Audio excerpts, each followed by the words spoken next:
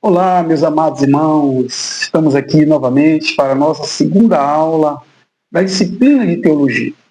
Então sejam todos bem-vindos ao curso avançado de Teologia da Convenção Come Aberto. Então nosso objetivo aqui nesta aula de hoje é adquirir informação, ou melhor, não só adquirir informação, mas crescer na graça e no conhecimento de Deus, desenvolvendo aí uma fé firmada na palavra e guiada pelo Espírito Santo. Amém, meus amados irmãos? Aqui é o evangelista e professor desta disciplina, Marco Aurélio Cantanide. Então eu queria convidar você neste momento para nós estarmos fazendo uma oração ao nosso Senhor e Salvador Jesus Cristo. Amém? Vamos orar, feche seus olhos. Maravilhoso Deus e eterno Pai, bendito sobre todas as coisas.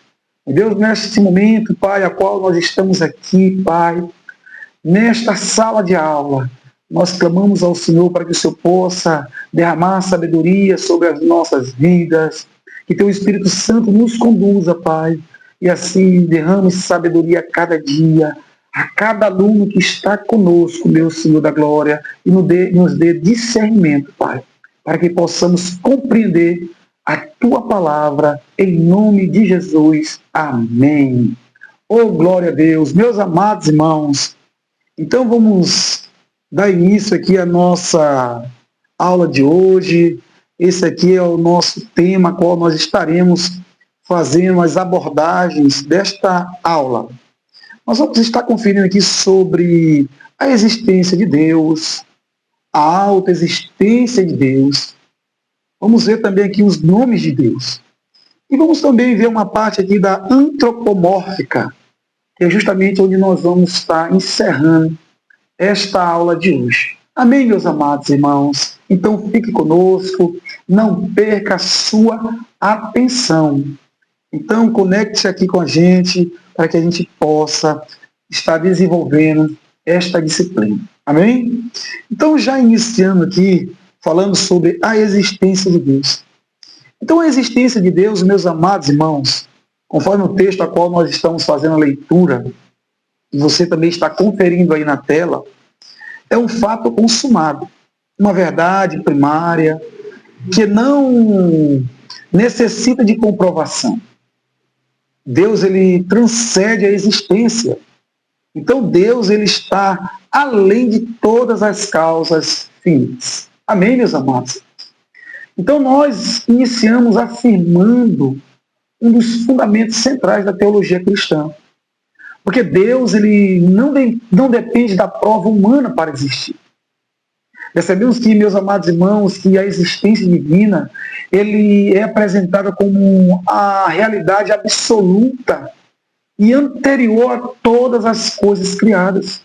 Quando o texto ele declara que a existência de Deus é um fato consumado, ele está dizendo que Deus não é produto da razão humana, nem construção filosófica. Então a Bíblia nos afirma que nunca começa tentando provar a Deus, mas ela simplesmente afirma a sua existência. Nós podemos conferir isso já no início lá da Bíblia, no capítulo 1 e versículo 1 de Gênesis. Diz assim que no princípio criou Deus os céus e a terra. Então a expressão, meus amados irmãos, a qual nós acabamos de ler, esta verdade primária, ela indica que Deus é a base de toda a realidade. Na filosofia cristã, isso significa que toda a existência ela depende dele, mas ele não depende de nada. Então, afirmar que Deus transcende a existência, o texto ele aponta para a transcendência divina. Então, Deus ele não está limitado ao tempo, espaço ou matéria. Diferente da criatura cuja existência ela é contingente. Então Deus ele possui existência em si mesmo. Então essa doutrina chamada de aceidade divina. Então a frase a qual nós temos aqui também, Deus ele está além de todas as causas finitas, mostra para nós que Deus apresenta, ou melhor, nós conseguimos visualizar que e ter essa percepção que Deus como uma causa primária, porque tudo no universo possui a origem ou causa, mas Deus é eterno e não causado. Ele é o fundamento de todas as demais existências. Amém, meus amados irmãos? Podemos prosseguir? E aí a gente agora vai falar sobre a intuição. Então, todo ser humano ele é religioso por natureza. O homem ele tem anseio pelas coisas de Deus e sente o desejo de buscá-lo. Ou seja, meus amados irmãos, esse texto ele apresenta aqui um argumento da religiosidade universal. A ideia central aqui é que existe no homem uma inclinação natural para buscar o transcendente. Então, mesmo sem contato com a revelação bíblica, o ser humano ele demonstra uma consciência espiritual. Então, isso ocorre por quê? Porque o homem ele foi criado à imagem de Deus e possui percepção moral e espiritual. O apóstolo Paulo ele traz isso para nós em Romanos, no capítulo 1, no versículo 19. Ele diz o quê? Porquanto o que Deus se pode conhecer nele se manifesta. João Calvino ele traz algo brilhante para nós. Ele diz assim, chamou essa percepção anterior de senso divinitas. Isto é, senso da divindade. Então o texto ele não afirma que todas as religiões sejam verdadeiras, mas que a busca espiritual, universal, aponta para a realidade de Deus. Amém, meus amados irmãos? E aí a gente prossegue e traz para nós o seguinte, que atributos que não usam roupas, nem sabem edificar uma casa.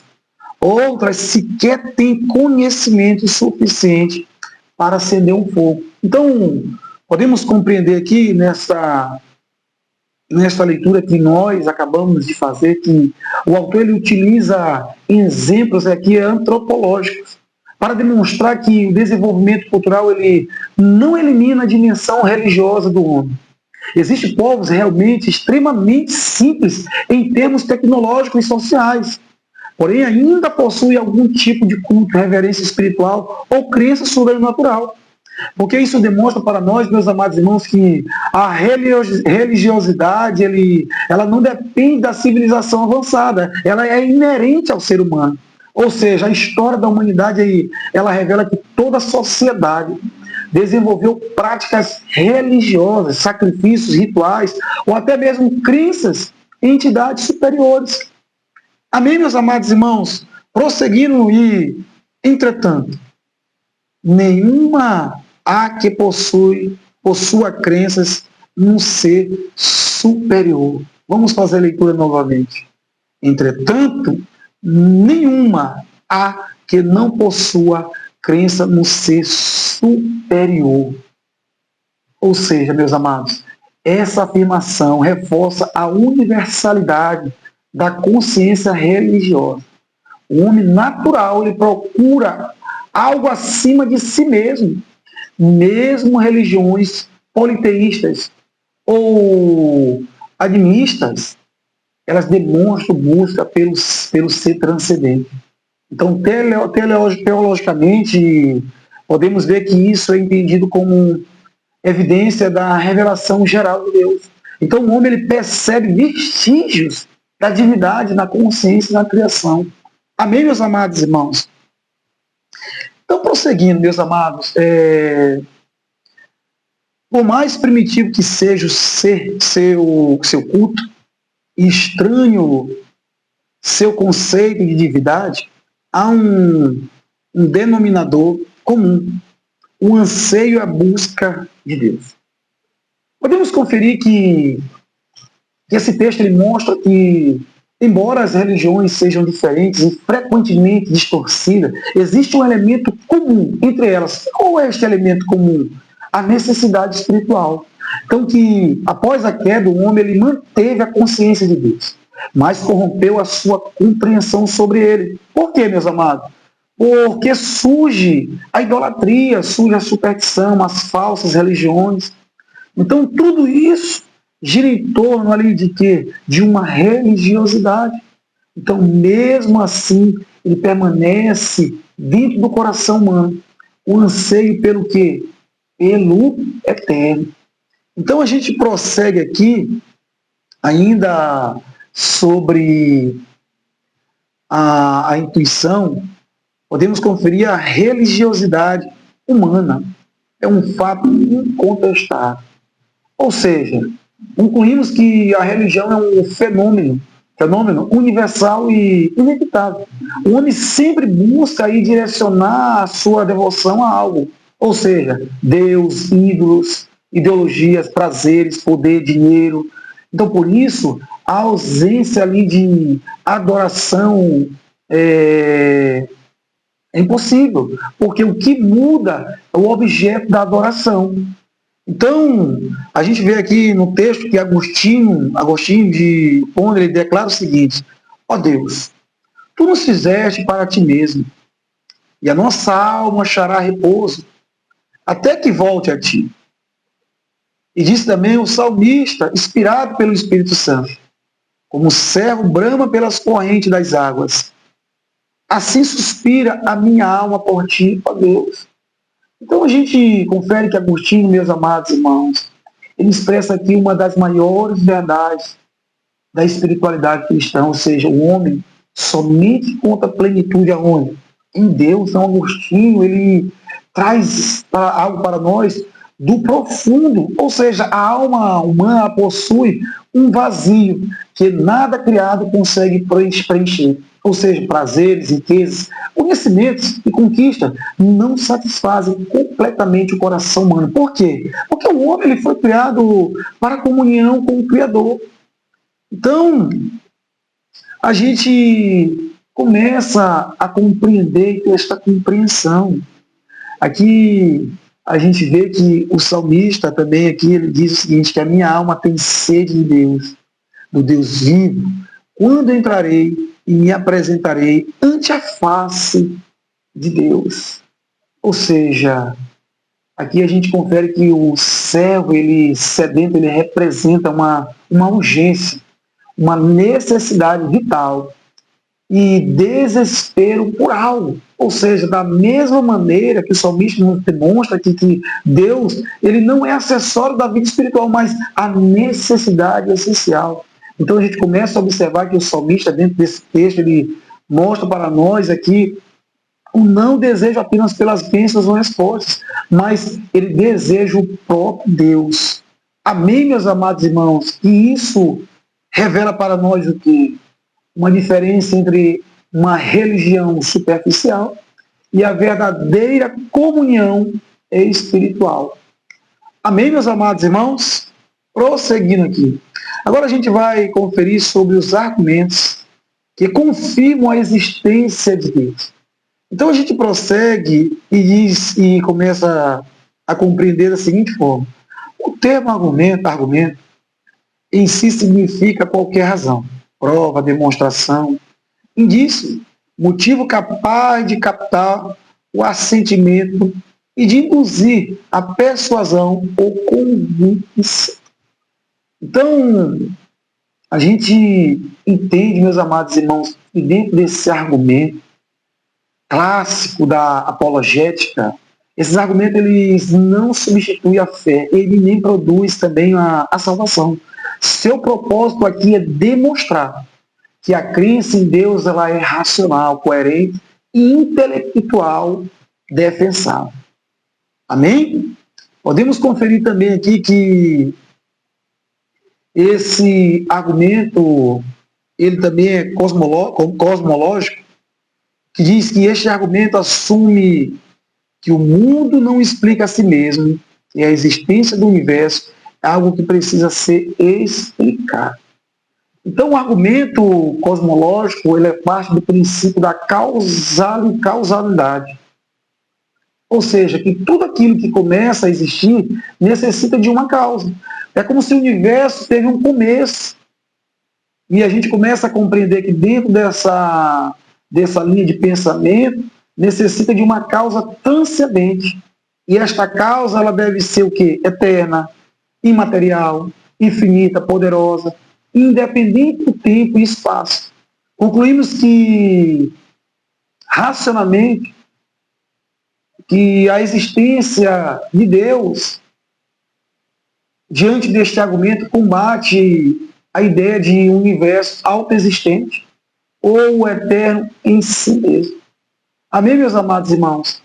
A gente prossegue, a Bíblia ela diz o seguinte, que antes que os montes nascessem, ou que tudo formasse a terra, o mundo, se de eternidade a eternidade, tu é Deus.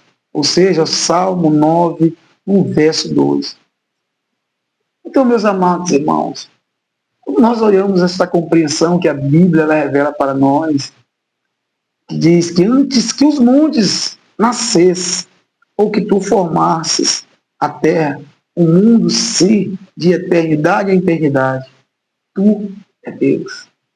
Ou seja, o salmista ele apresenta Deus aqui como anterior à criação. Verificamos que os montes aqui eles simbolizam a antiguidade e a estabilidade, mas antes deles existirem, Deus ele já existia. Então podemos compreender que esta expressão aqui de eternidade a eternidade revela que Deus ele não está sujeito ao tempo. Ele é eterno em essência. E a gente também podemos conferir que Hebreus 1,10 diz o seguinte: e tu, Senhor, no princípio fundaste a terra, e os céus são obra de tuas mãos. Então o escritor aos Hebreus ele enfatiza Deus como Criador soberano.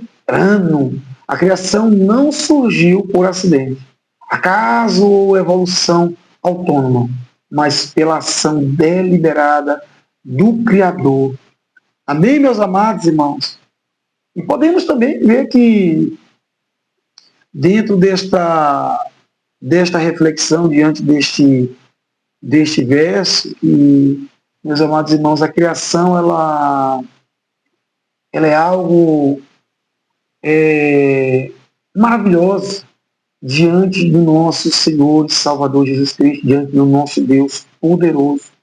Porque a gente confere ali na Bíblia, no princípio de todas as coisas, como Deus ele começa a formar o ser humano. Amém, meus amados irmãos? Vamos prosseguir? Então, a gente parte para fazer também uma reflexão sobre o teleológico. A palavra grega telos, que traz a ideia de fim, propósito, pois trata dos fins, do desígnio, do propósito racional. A ordem e o planejamento do universo deixa evidente o seu propósito.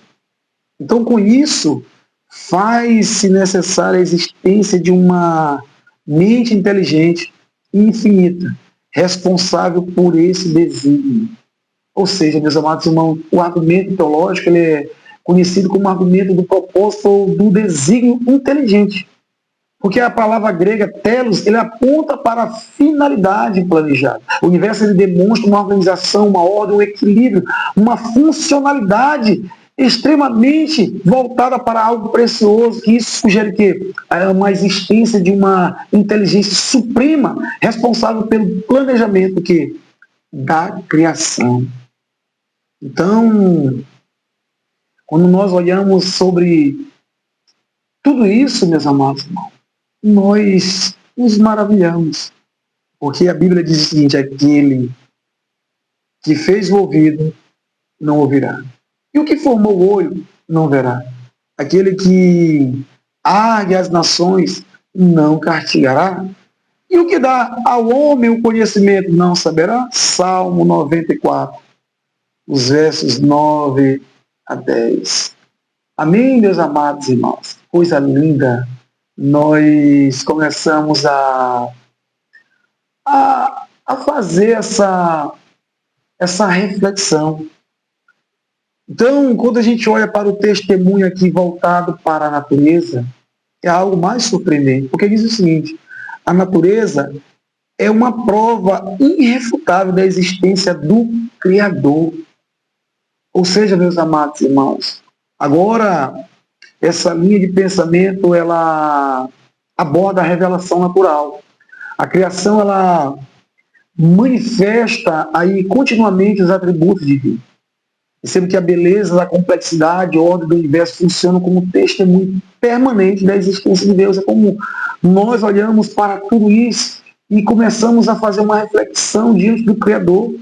Romanos capítulo 1, ele ensina que a criação ela torna o homem indesculpável diante de Deus.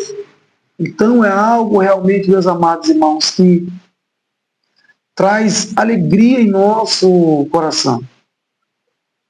Percebo aqui que quando nós fazemos uma reflexão de que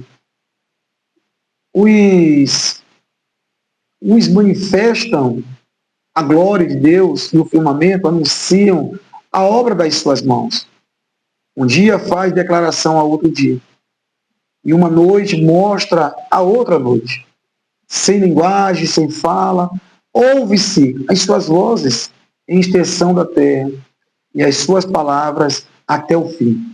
Neles pôs uma tenda para o sol. Ou seja, meus amados irmãos, esse salmo ele apresenta a criação aí como pregadora, uma silenciosa da glória divina, porque os céus, eles anunciam aí a majestade, o poder, a sabedoria, a grandeza de Deus. Então, mesmo sem palavras audíveis, como nós acabamos de ler, a criação, ela comunica continuamente a existência de quem? Do próprio Criador. Porque o nosso Deus é o Criador de todas as coisas. Amém, meus amados irmãos? E assim a gente parte e começa agora a compreender sobre a autoexistência de quem? Do nosso Deus. Ou seja, alguns têm tentado explicar a autoexistência de Deus. Ou seja, meus amados, fazendo o quê? Afirmando que Deus é a sua própria causa. Que antes de todas as coisas, Deus ele foi procriado por si mesmo. E então, meus amados irmãos, a gente começa a compreender que dentro desta leitura a qual a gente acabou de fazer, ele inicia tratando aí da doutrina da autoexistência divina, também conhecida na teologia sistemática como a seidade de Deus, onde nós podemos conferir que esta palavra ansiedade ela vem do latim e assim que significa de si mesmo. Isso quer dizer o quê? Que Deus ele possui existência em si próprio, não dependendo de nada externo para existir. Mas, entretanto, o autor, como a gente acabou de fazer essa leitura, ele começa a combater um erro teológico e filosófico. A ideia de quê? De que Deus ele seria a causa de si mesmo. Então, essa expressão ela parece correta à primeira vista, mas ela contém um problema lógico. E qual é este problema?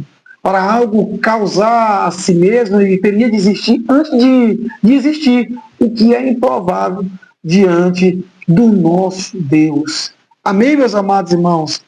Então a gente prossegue e começa a compreender, não é verdade, meus amados irmãos?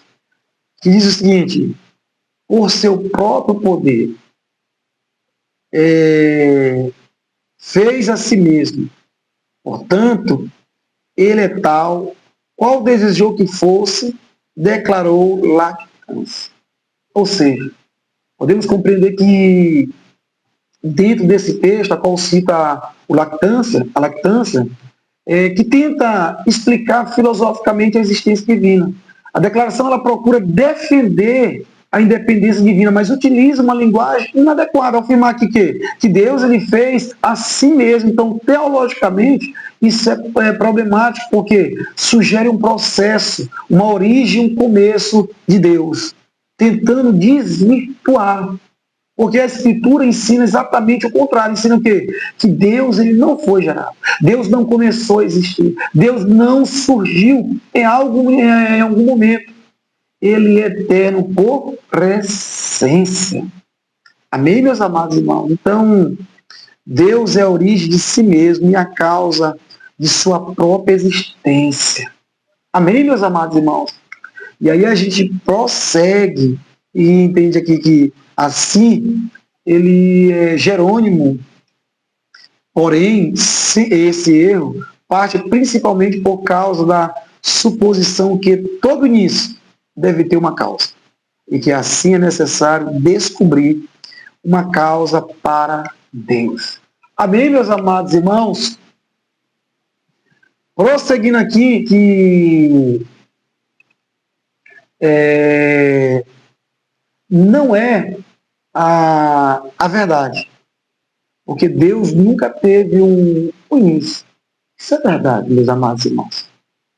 Podemos conferir nesta expressão que clara referente à eternidade de Deus. Porque Deus, ele não entrou na existência em determinado momento, ele existe eternamente. Podemos conferir aqui na nossa leitura, a qual nós acabamos de fazer essa reflexão. A Bíblia ela descreve Deus como de eternidade a eternidade. O princípio e o fim. Ele se declara como eu sou. Amém, meus amados irmãos? Então, entretanto, a base ou a razão não é a causa de crermos na existência de quem? De Deus. É a sua própria o quê? Perfeição imanente. Isto é, uma das perfeições de Deus é não ter sido ele o quê? Causado. Então a gente parte e começa a compreender tudo isso, né, meus amados irmãos? Quantas linhas doutrinárias contra Deus tem nos últimos dias nós temos visto, nós temos conferido a tentar tirar aquilo que Deus tem dado nos nossos dias. Tem se revelado diante da sua palavra para todos nós. A gente continua e diz o seguinte, que isso significa que Deus ele é absolutamente independente de tudo fora de si mesmo para a perpetuidade e continuidade de seu ser. Então, podemos conferir que dentro desta doutrina, meus amados irmãos, há uma independência divina, porque Deus ele não depende da criação, ele não depende do tempo, não depende da matéria, não depende do homem, ele não depende de qualquer força externa. Então, sua existência, podemos conferir que é eterna, contínua e autossuficiente. A criação ela depende de Deus, Deus não depende da criação. Então, porque, ou melhor, significa que as causas de sua existência estão nele mesmo. Porque assim como o Pai tem vida em si mesmo, também concebeu o Filho ter vida em si mesmo. João 5:26.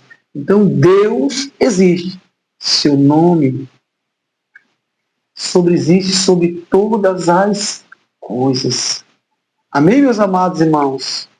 Então, a gente prossegue a nossa aula, fazendo mais uma reflexão diante deste texto, que diz o seguinte: o fato de ser ele absolutamente limitado, independente, sem princípio de dias e eterno, desde toda a eternidade, dotado de toda a perfeição possível, como um espírito absoluto, não pode de maneira alguma constituir uma limitação de Deus.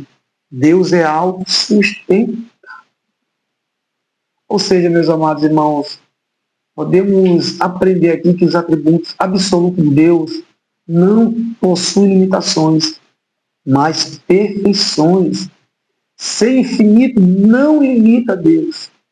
Ser eterno não limita Deus. Ser imutável não limita Deus. Pelo contrário, a limitação ela pertence às criaturas.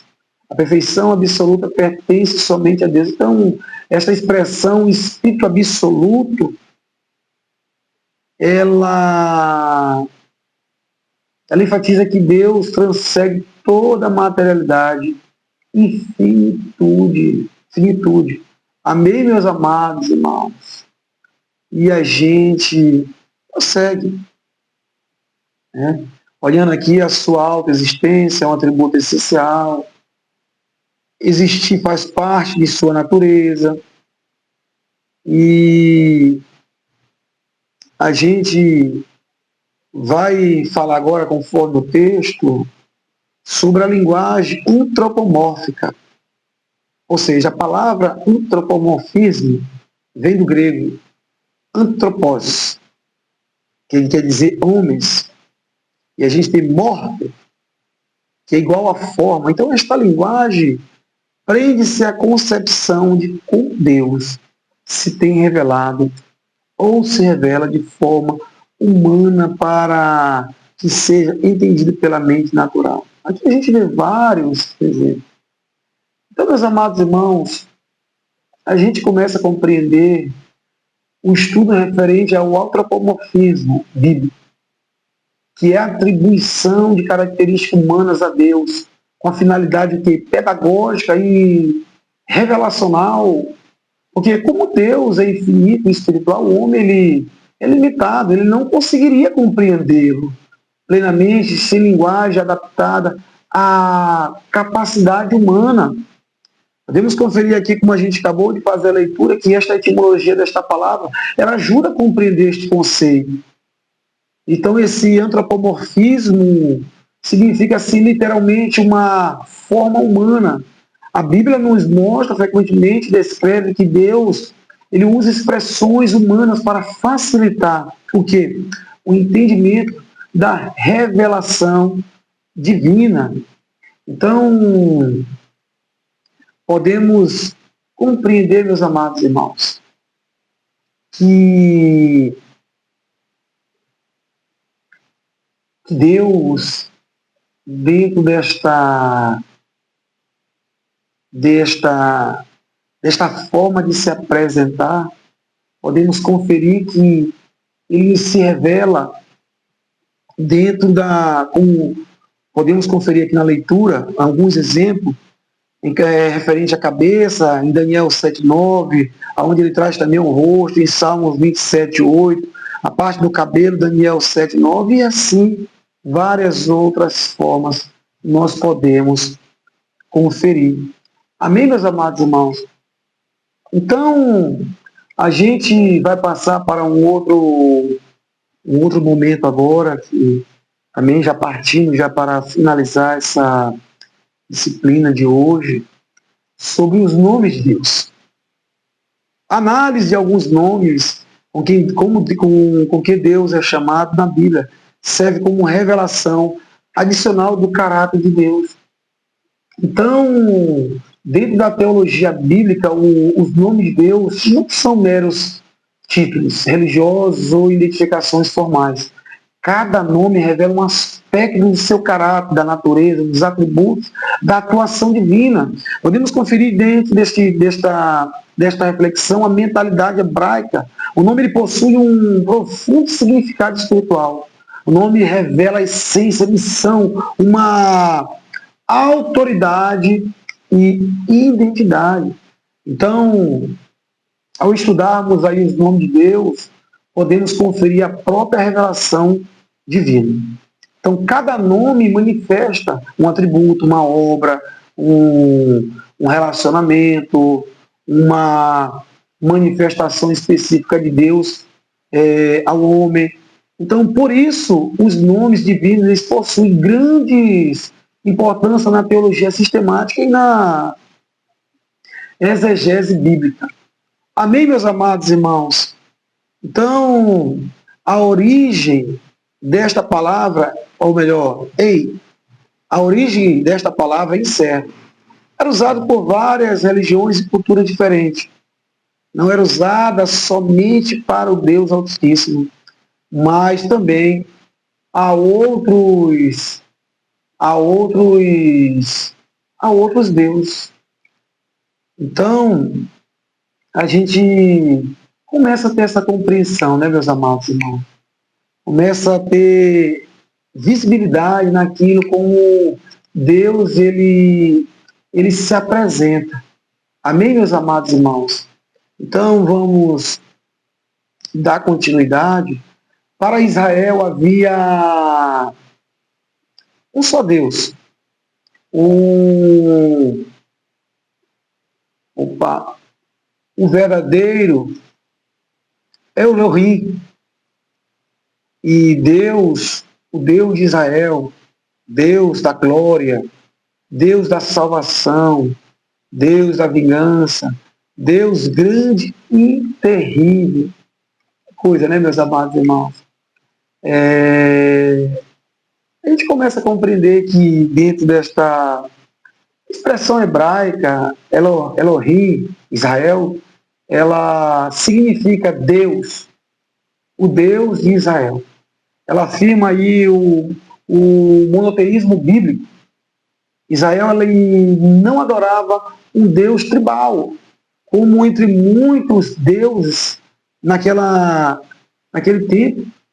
Então adorava um único Deus verdadeiro. Então esse entendimento diferencia radicalmente a fé bíblica das religiões pagãs do Antigo Oriente. Dando continuidade aqui, Elohim é a forma plural para Deus, que pode significar Deus ou deuses. Então, Elohim é um dos nomes mais frequentes para Deus no Antigo Testamento. Gramaticalmente, está no plural, entretanto, quando se refere ao Deus de Israel, geralmente aparece acompanhado de verbos no singular. Então, isso demonstra para nós o que é uma pluralidade na unidade. Então, esse termo ele pode ser usado para o Deus verdadeiro, para também os falsos deuses, para também seres espirituais. Amém, meus amados irmãos? Mas na maioria das vezes refere-se ao Deus único de Israel. Amém? Então vamos prosseguir aqui. Elohim. Amém, meus amados irmãos? A trindade na criação. Amém? A gente vai lá em Gênesis, no capítulo 1, no verso 1, a gente observa aqui, conforme a gente está no texto, né, que no princípio criou Deus. Então esse nome o nome utilizado é Elohim. Dentro do relato da criação percebe-se a atuação que conjunta, onde está o Pai cria, o Espírito paira sobre as águas, e o Filho é o agente aí, criador. Isso revela o quê? Uma unidade, uma pluralidade. Amém, meus amados irmãos? Caminhando aqui, que diz também, esta palavra Elohim acha-se quase 3.000 vezes na Bíblia. Pelo menos 2.300 vezes são referidas ao Deus de Israel. Podemos conferir também, meus amados irmãos, Elohim também pode ser atribuído aos deuses. Amém? E dessa palavra deriva-se a palavra Eloá, que aparece no livro de Jó 40 vezes. Então, essa Eloá é a forma singular relacionada a Elohim. Então, o livro de Jó ele utiliza frequentemente esse termo, especialmente em contextos poéticos e sampiciais. Amém? Então, esse uso ele destaca a majestade divina, destaca também a transcendência, a soberania de Deus sobre o sofrimento humano. Amém, meus amados irmãos? E aqui também a gente tem El Shaddai, Deus Todo-Poderoso. Assim se apresentou aos patriarcas. Nós temos também aqui El Elyon, Deus Altíssimo, que enfatiza aqui a força, a soberania, a supremacia, a sua transcendência e eminência. E transcendência está exaltado sobre a criação. Deus ele está acima dos reis, das nações, dos poderes espirituais. Desculpa, meus amados irmãos, da criação inteira. Então nada se compara o quê? A sua o quê? Majestade. Amém, meus amados irmãos? Vamos prosseguir aqui e ver esta iminência. O que essa iminência ela nos traz? Diz o seguinte, que ele continua agindo na sua criação. Ele está no seu trono, mas está também presente aqui. Ou seja, embora Deus esteja exaltado em glória, ele também está presente entre nós. Amém. Ô glória! Então esta verdade evita dois extremos. Qual é os extremos? Um deísmo é onde Deus distante, e um panteísmo. Qual é este panteísmo? Que Deus é confundido com a criação. Deus ele é transcendente, imanente ao mesmo tempo. Amém? É o Alain. Deus perpétuo ou eterno aponta para a imutabilidade de quem? De Deus. É o Roi. Deus que vê. H o chamou assim quando Deus falou com ela antes do nascimento de quem? De Ismael. Amém, meus amados irmãos? Então vamos conferir também aqui a parte antropomórfica. O que quer dizer isso, irmãos? O que é esta linguagem antropomórfica? Vamos ver aí por definição. A definição diz o seguinte. Linguagem antropomórfica é a forma pela qual a Bíblia descreve Deus, utilizando características humanas para tornar a revelação compreensível ao ser humano. Então, a linguagem antropomórfica é um recurso revelacional utilizado amplamente nas escrituras. Então, a palavra antropomorfismo, ela vem do grego, certo? Que nos mostra também que esta linguagem aparece quando os atributos humanos, físicos, emocionais ou mentais são aplicados a quem? A Deus. Então, não significa que Deus possua tais características literalmente, mas que ele se revele, ou melhor, se revela de maneira acessível. Trata-se de um recurso comunicativo essencial, pois o ser humano não possui capacidade de compreender diretamente a natureza divina em sua plenitude. Amém, meus amados irmãos? Então a gente prossegue aqui, meus amados irmãos, e vamos ver mais esse ponto nesta aula de hoje. E assim a gente também fazer o nosso encerramento de hoje, para a gente dar continuidade na próxima aula. Vamos ver só mais essa parte referente sobre o fundamento teológico, tá bom? Então, por definição, esse fundamento teológico, ele trata da seguinte forma, que o fundamento da linguagem antropomórfica está na relação entre um Deus infinito e um ser humano finito. Ou seja, meus amados irmãos, a base teológica do antropomorfismo é a distância infinita entre o Criador e sua criatura. Então Deus, ele transcende, ou seja, no espaço, no tempo, na matéria, nas categorias humanas, sem adaptação revelacional. O homem ele não poderia compreender Deus,